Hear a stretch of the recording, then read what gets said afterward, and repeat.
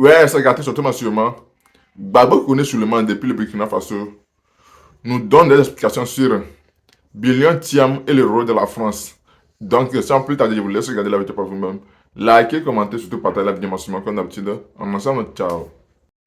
Il va bientôt faire 3 mois que la France refuse, je dirais, la préfecture de Paris refuse de restituer mon passeport à mes avocats.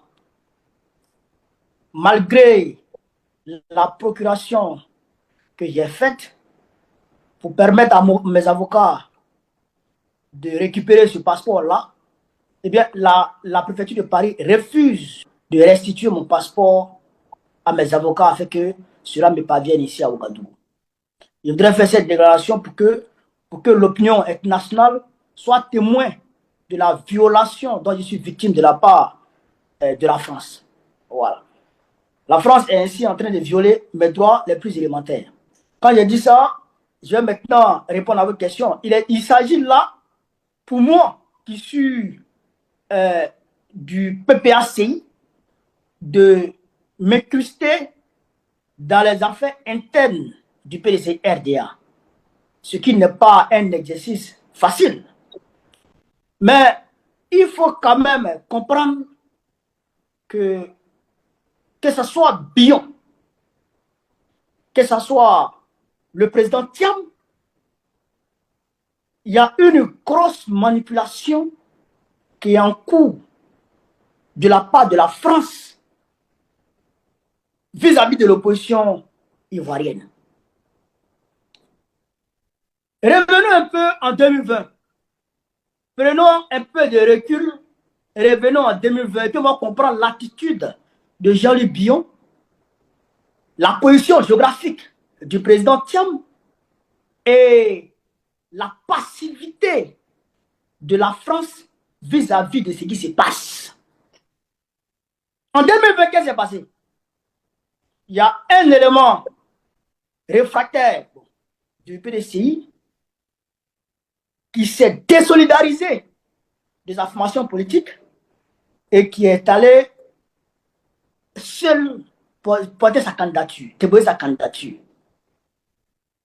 par rapport au président Bédier qui était le candidat du PDC RDA. Et c'est ce candidat-là que j'ai nommé Kakabé qui a permis à Alassane Ouattara de légitimer aux yeux de la communauté internationale son 3e mandat. Hier, le Premier ministre Guillaume Soro, qui était l'un des dinosaures de l'opposition ivoirienne en 2020, a été contraint à l'exil, où il s'est retrouvé à Paris et depuis là-bas, il faisait ses déclarations. Aujourd'hui, on constate que le président Tidjane Thiam se retrouve à Paris en train de faire les déclarations à la place même où le Premier ministre Guillaume Soro était. Et ainsi, l'opposition a été fragmentée. Ils ont fait rentrer au sein de l'opposition des taupes du RDR, mais je dirais des taupes de la France. Parce qu'il faut savoir que le RDR d'Alassane Ouattara est détenu à 100% par la France. Les conseils des ministres, les conseils des ministres, je dirais, l'ordre du jour des conseils des ministres d'Alassane Ouattara vient de Paris. La démarche à suivre du RADP est dictée par Paris. Le schéma à adopter pour le RADP est élaboré par Paris. Donc, on ne peut pas dissocier le RADP de la France. Ça, c'est impossible. Si tu le fais, tu fais fausse route. Donc, la France, qui détient le RADP, il faut dire que le RADP, c'est le parti de la France en Côte d'Ivoire, qui détient le RADP, arrive à diviser le PDCI, à scinder le PDCI entre guillemets en deux, parce que Bion c'est rien. Bion, c'est comme au sein du PDCI, Bion, c'est comme une goutte d'eau dans la mer. Mais quand même, ils arrivent à le présenter comme un grand leader qui serait parti avec une majorité de la base du PDC-NDA. Ce qui est totalement faux. Ce qui est totalement faux. Pour nous qui savons ce que représente Jean-Luc Bion. Alors, donc, la France réussit à scinder le PDCI et faire croire au monde que Jean-Luc Bion est parti avec une bonne base des militants du PDCI-NDA. Pendant ce temps, elle retient le président Tidjane Thiam en France. Je rappelle qu'on est à 5 mois des élections. Là où tous les leaders des partis politiques doivent être sur le terrain pour faire des meetings, le président Thiam est encore en France. Ça vous rappelle pas quelque chose? Il faut que ça vous rappelle quelque chose. Parce que hier, le premier ministre Guillaume Soro était en France. Donc, de là, la France arrive à affaiblir le PDCI, d'une part. Deuxièmement, le président Thiam étant en France, il est obligé d'une manière ou d'une autre de faire la volonté de la France. Parce que quand tu ne fais pas la volonté de la France, elle te contraint à quitter. Elle a fait partie, le premier ministre Guillaume Soro. Moi, elle a tenté de m'assassiner. Parce que j'ai dénoncé sa politique, elle a tenté de m'assassiner. Et là, aujourd'hui, elle refuse de me restituer mon passeport. Ce qui est ma citoyenneté, mon droit le plus élémentaire. Elle a confisqué mon passeport. Parce que j'ai dénoncé sa politique. Donc, si la France est toujours en harmonie et caresse le président Tidjane Thiam dans le sens du poil, c'est que, bien entendu, le président Thiam accepte la volonté de la France. Ce qui est évident. Alors, de ce point de vue, la France va demander au président Thiam de s'éloigner du PPACI et du GPS. Parce que, selon la France, eux, ce sont des partis, je dirais, du goût de la France, c'est des partis qui sont radicaux et peut-être même du goût de la France, des partis qui sont violents. Puisque la France, quand tu la maîtrises, quand tu maîtrises la France-Afrique et que tu dénonces la France-Afrique, automatiquement, tu deviens l'homme à abattre. Donc, les partis à abattre. Aujourd'hui, le PPACI et le GPS sont deux partis à abattre pour la France. Donc, la France va demander naturellement au président Thiam de se désolidariser de ces deux-là. À partir de ce moment, l'opposition est totalement divisée. C'est pourquoi aujourd'hui, vous voyez la CAP Côte d'Ivoire, est en train d'organiser un meeting, alors que le président Laurent Gbagbo a lancé un appel depuis Bonois. Pour demander à tout le monde de venir pour qu'on puisse créer une plateforme afin qu'on puisse mutualiser nos forces pour chasser Alassane Dramane Ouattara. Mais le PDCI n'a pas répondu favorablement. En tout cas, ils n'ont pas encore répondu. Le GPS a répondu clairement. Ça veut dire quoi? Ça veut dire qu'en réalité, la France a réussi ainsi, en tenant le président du PDC-RDA, la France a réussi à diviser l'opposition. Et donc, l'opposition étant divisée, ils ont éliminé le président Tidjane Thiam de la course au pouvoir, éliminé le président Laurent Gbagbo, éliminé aussi le premier ministre Guillaume Soro et Charles Goudé. Donc, ces leaders-là étant éliminés, naturellement, ils vont essayer de se mettre de lutter pour que leur nom soit réinscrit sur la liste électorale et qu'ils puissent compétir à nouveau. Mais étant divisés, comme la France est en train de manœuvrer actuellement, ça sera difficile. Et quand l'opposition n'arrive pas à s'unir pour combattre véritablement le parti au pouvoir, ça profite bien entendu au parti au pouvoir, donc la France. Voilà, j'ai dit à l'entame de mon allocution que le RADP était parti, et le parti même de la France en Côte d'Ivoire. Ça, il faut le retenir. Donc, la France arrive ainsi à fragmenter l'opposition. Et donc, quand l'opposition va vouloir lutter pour que ces leaders soient réhabilités. Bien entendu, étant fragmentés, ça sera difficile. Donc, le RADP de la France va mobiliser ses microbes pour tirer sur l'opposition afin de faire reculer l'opposition pour que M. Ouattara puisse réaliser un passage en force comme en 2020. Et après son passage en force, la même France reviendra dire venez vous asseoir et discuter. À ce moment, Ouattara serait en train de consommer son 4e mandat. Voilà la stratégie qui est établie. Et la personne qui va aider Ouattara à légitimer, on va dire, son 4e mandat, c'est bien entendu Jean-Luc Bion. Donc c'est pourquoi Jean-Luc Bion ne peut pas accepter de rentrer dans les rangs du PDCI-RDA. Et c'est la même injonction qui est faite à Blé Goudé. Blé Goudé aujourd'hui, depuis qu'il est rentré, il n'arrive pas chez Gbagbo. Il ne travaille pas avec Gbagbo parce qu'il lui a été dit de ne pas travailler avec Gbagbo. Et il ne travaillera pas avec Gbagbo. Ça, c'est une réalité. Donc, il faut prendre du recul pour pouvoir analyser véritablement et objectivement la situation de la Côte d'Ivoire. Mais si tu t'engouffres dans un petit guéguerre là, pour dire oui, bien, comme si bien, tu ne vas pas comprendre. Tu ne vas pas comprendre la situation réelle de la Côte d'Ivoire. Celui qui manœuvre derrière, c'est bel et bien la France. C'est la France qui manœuvre derrière cette situation. Donc, voilà un peu la situation. Merci à vous, Souleymane. On minimise un tout petit peu les pleurs et les cris de Jean-Louis Billon. Est-ce que c'est un non-événement en soi, cette sortie de Jean-Louis Billon? Est-ce qu'elle ne peut pas aujourd'hui laisser des traces indélébiles, notamment au sein du parti, dans sa marche vers la conquête du pouvoir pour 2025? Billon lui-même fait déjà une voix. Et donc, si Thiam bénéficie de la voix de Billon lui-même en tant qu'individu, en tant qu'électeur, c'est déjà bon. D'autant plus qu'il a quelques amis du PDC avec lui. Donc, si tout cela revient dans la maison, c'est une bonne chose. Mais quand on regarde le PDC dans toute sa globalité,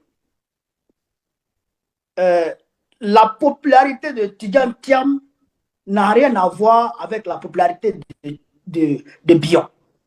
Comme je le disais tantôt, Billon est comme une goutte d'eau dans la mer vis-à-vis de Thiam. À côté de Thiam, Billon n'est rien.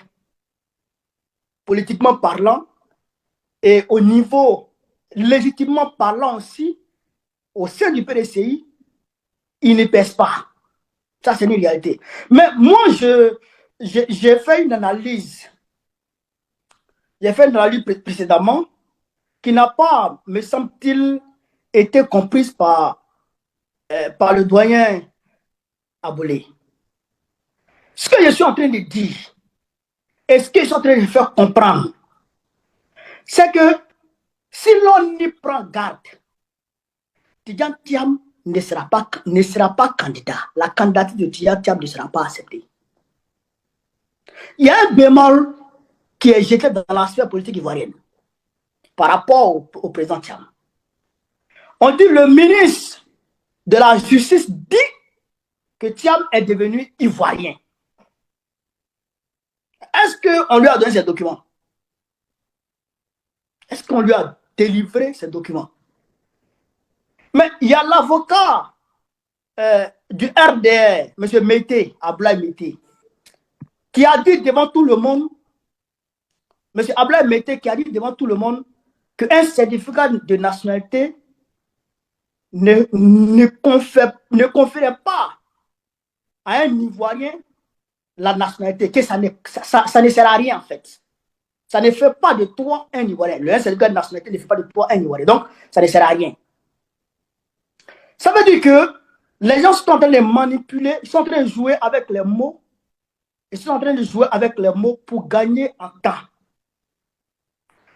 Donc, vous regardez bien, depuis le début de l'histoire de Valérie Yapo, à aujourd'hui, le président a perdu près de 3 mois, facilement comme ça. Et là, il y a la fête Billon qui rentre en ligne de compte, off, on est en train de perdre quelques mois, quelques temps aussi. Mais tout ça profite à qui? tout ça profite à la France qui détient le RADP. Tout ça profite à la France qui détient le RADP. Parce qu'il faut qu'on soit clair. La France ne lâchera pas Alassane Ouattara. Il faut que le PDCI comprenne ça. Et c'est ce qu'il m'est vêtu à faire comprendre au ministère du PDCI depuis le début de cette semaine. La France ne lâchera jamais Alassane Ouattara. Parce qu'il n'y a pas plus pantin. Il n'y a pas plus bon vassal. Il n'y a pas plus bon élève de la France dans le monde que Alassane Ouattara. La France ne pouvait pas rêver même d'avoir un bon élève, c'est-à-dire un gouverneur à la trempe d'Alassane Ouattara. Même Oufoué n'a rien fait. Parce qu'à un moment donné, Oufoué, lui, il récalait un peu. Mais Alassane Ouattara, il a offert la Côte d'Ivoire à la France comme base arrière pour déstabiliser l'AES. Il recrute les terroristes. Il recrute les terroristes pour attaquer l'AES. En fait, il a donné la Côte d'Ivoire à la France. Faites-en ce que vous voulez. Est-ce que vous comprenez ça? Donc, Alassane Ouattara, surtout dans ce contexte géopolitique actuel, la France ne lâchera jamais Ouattara. Donc, ce qui est en train de se passer là, toutes ces petites guerres là, c'est pour faire perdre du temps et au PDC-RDA et à l'opposition. Pour que, affaiblie, l'opposition n'arrive pas véritablement à lutter pour que ces leaders soient réinscrits sur la liste ou leur candidature soit acceptée. C'est une course contre la montre, en réalité. Parce que là, en juin prochain, il est fort probable qu'Alassane Ouattara annonce sa candidature. Dans ce contexte de bois de l'opposition, où le PPACI est en train de réunir les vrais combattants pour la souveraineté, le PDCI est en train de mener avec la CAP un combat nonchalant dont on ne connaît ni les tenants ni les aboutissants. On a lancé un appel. Hier en 2020, c'est Bédié qui a lancé un appel. Et toute l'opposition est venue. Bédié, qui était le doyen d'âge, a lancé un appel. Toute l'opposition est venue. C'était au siège du PDC-RDA. Tout le monde est venu signer l'accord cadre. Et ainsi, l'opposition a commencé à travailler. Mais aujourd'hui, le président Gbagbo, le doyen d'âge, et le leader incontesté, incontestable de l'opposition, lance un appel et certaines personnes s'amusent à sortir des proverbes qui n'ont pas de sens. Vous comprenez? Aujourd'hui, le président Thiam, il est en France.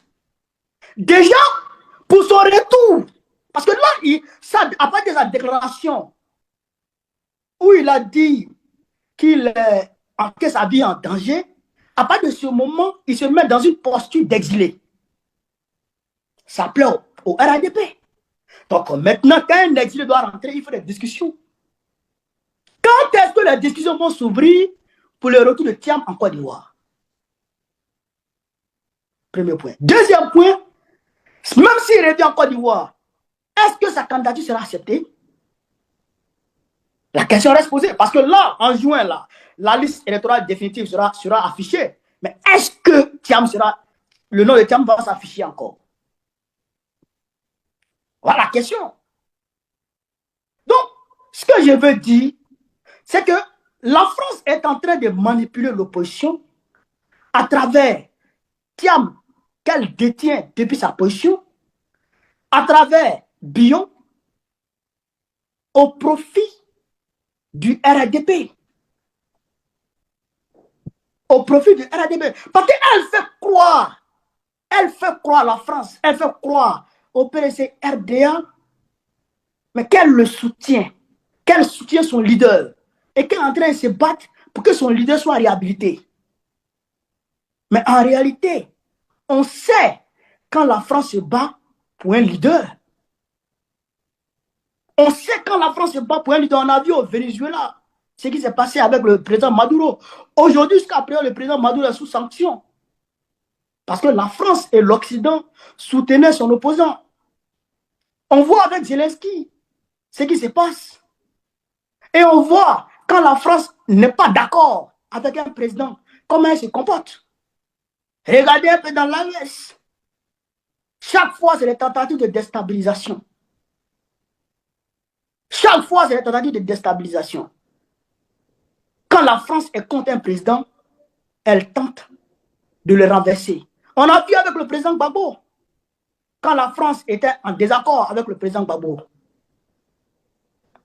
À 2 mois de son accession au pouvoir, il y a eu une première tentative de coup d'État. En 2002, c'est-à-dire en 2 ans, il y a eu une deuxième tentative de coup d'État. En 2004, une troisième tentative de coup d'État. Et en 2011, ils ont fini le boulot. Quand la France est contre un président, c'est comme ça qu'elle se comporte. La France n'est pas contre Alassane Ouattara. La France ne soutient pas Thiam par rapport à Alassane Ouattara.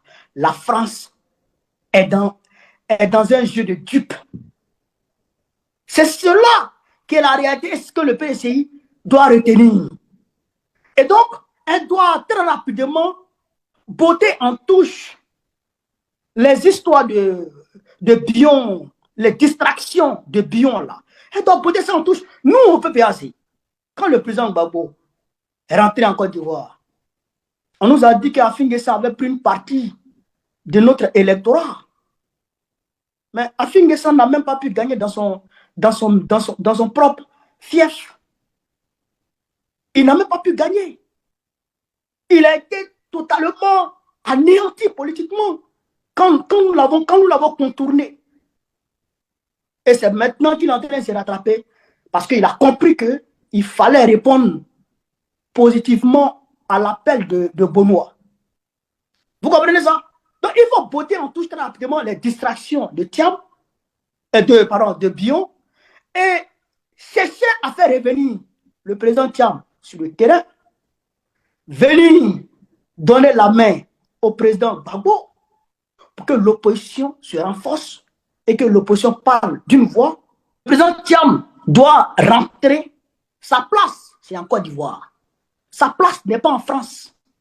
C'est un leader d'opposition. Il est le leader du vieux parti de Côte d'Ivoire, le parti de Feu Boigny, d'Henri Konan Bédié. Il ne doit pas rester en France pour diriger ce parti. Il doit rentrer. Et quand il rentre, il doit suivre les traces de Bédié. Bédié et Gbagbo s'étaient mis d'accord pour lutter, pour jeter hors de notre pays Alassane Ouattara. Mais pourquoi lui ne va pas dans ce sens? Pourquoi il ne va pas dans ce sens? Pourquoi il fait chemin seul? Avec la cape. Blé Goudé, Madame Simone. Et ils ne comptent pas. Ils ont quel poids politique, eux, là? Souvent, il faut regarder la réalité en face. Ils n'ont pas de poids politique, ces gens-là. Ils n'ont rien.